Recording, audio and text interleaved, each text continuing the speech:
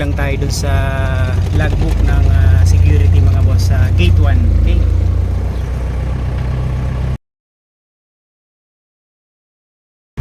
Gawa ng sarado pa yung gate 2, mayroon pang mga puno na hindi pa natatanggal mga boss. Okay? Let's go! Nubali project.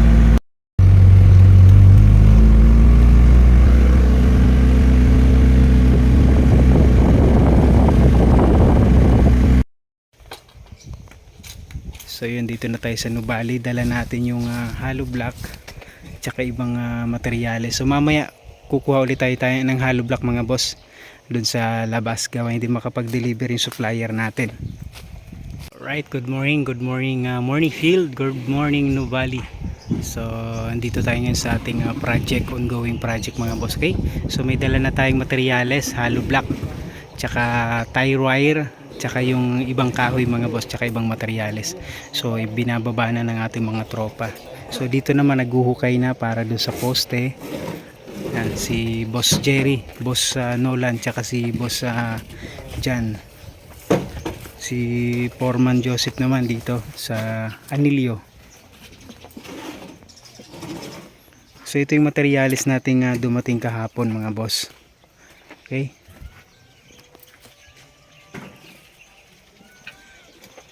nakapaggawa na rin ng barracks, may hukay na rin tayo dito mga boss para sa pundasyon.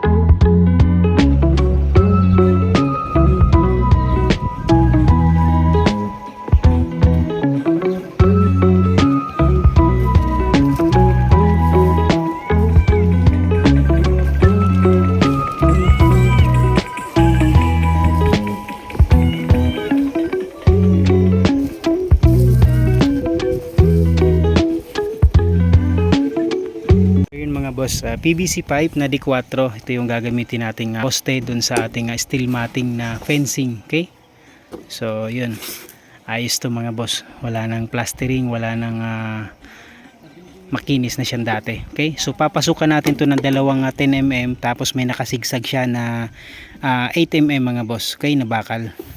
So meron pa rin siyang reinforcement bar sa loob. Okay mga boss, ito yung ating magiging pundasyon dito sa likuran. So 80 cm yung lalim mga boss. Okay, so syempre lalagyan natin to ng parilya. Okay, tapos ayan, ganun din dito sa harapan mga boss. 80 cm din yung lalim dito mga boss, na yung poste natin dito 25 by 25 yung pinakang finish nya, para malaki, matibay, gawa nang siya yung magdadala ng bigat nung gate natin. Okay, so bali sa dalawa, apat na poste ito mga boss dito sa harapan. Okay, apat na poste. So 4 meters yung pinakang gate natin dito, hanggang dito siya. So para walang magiging problema pagpapasok yung sasakyan mga boss. Okay, at the same time dito mga boss, hollow block din to mga boss, yung may design mga boss. Okay, so yun, nababa na yung laman natin na hollow block. Balik ulit tayo doon para kuhanin yung iba pang hollow block. So may plus 200 pa tayo mga boss. So hindi makapagdala yung supplier natin, gawa ng November 1 holiday. So tayo naman diretso pa rin tayo. Okay,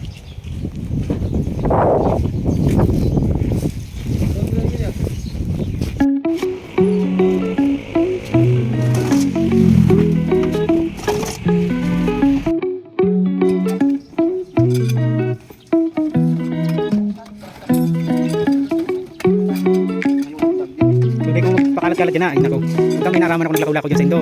Kumuli ka sa wikul ha. Narin itong bawal mo na dyan mag-rabas-rabas.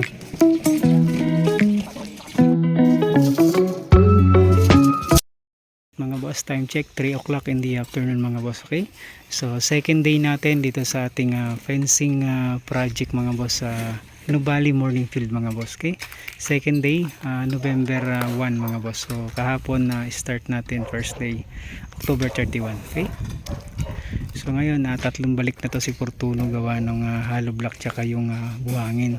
So nagkaroon ng problema yung ating truck. Check natin mga boss. So yun, dito pinahold muna natin yung hukay gawa ng mainit dito kanina. So dun muna nag-focus sa kabilang side. Check natin mga boss sa likod. So materialis natin, eto na yung ating steel matting na ikakabit. Okay, semento nandito na rin. Yan, so lalagyan na lang ng trapal.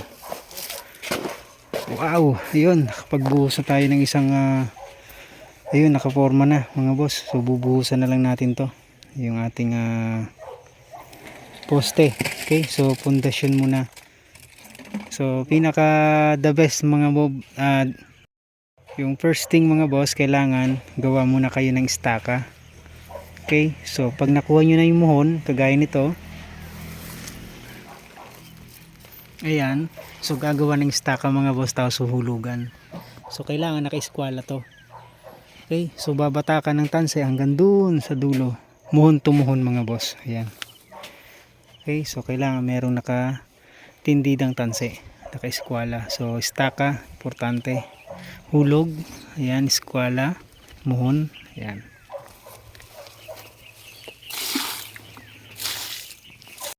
So yun, last na tong bubuhusan mga boss sa pundasyon. Nabuhusan na yung tatlo. Ito. Okay.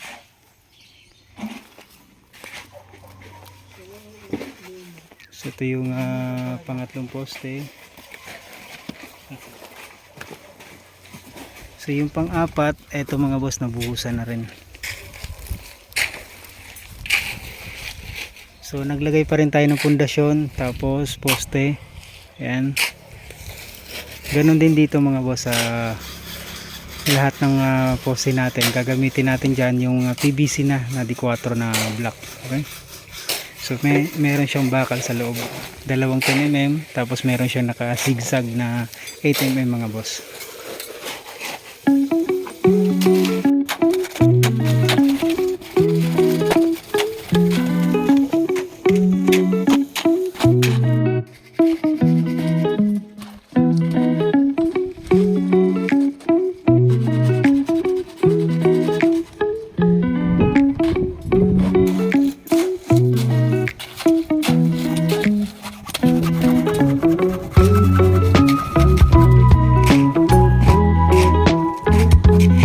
Ito naman yung ating poste dito sa may harap mga boss. Bali apat na ganito,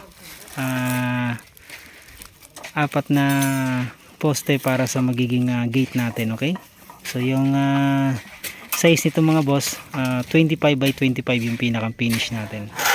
Okay, so apat na 10mm yung ginamit natin, tapos stirrup 8mm mga boss. Yan.